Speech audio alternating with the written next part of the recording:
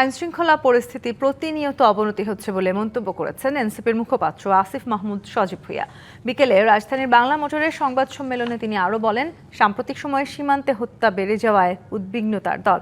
এ সময় দেশের ১৩ সিটি কর্পোরেশনের মধ্যে ৫টিতে প্রার্থী ঘোষণা সহ উপজেলা চেয়ারম্যান ও মেয়র পদে প্রথম ধাপে ১০০ প্রার্থীর নাম ঘোষণা করেন এনসিপির মুখ্য সংগঠক সার্জিস আলম।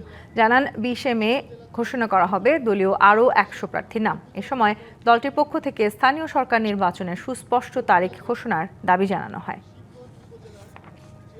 বর্তমান সরকারের সময়টা খুব কম হলেও আমরা বারবার দেখছি কূটনৈতিক ক্ষেত্রে তারা অবস্থান নিতে ব্যর্থতার পরিচয় দিচ্ছেন। আমাদের আহ্বান থাকবে কূটনৈতিক ক্ষেত্রে সরকার আরও শক্তিশালী অবস্থান নেবে এবং বাংলাদেশের স্বার্থকে আগে দেখে অন্য কোনো দেশের স্বার্থকে না দেখে তারা ভয়েস রেজ করবে এবং ভারতের যারা নিপীড়নের শিকার হচ্ছে রাষ্ট্রীয়ভাবে তাদের পক্ষে দাঁড়াবে।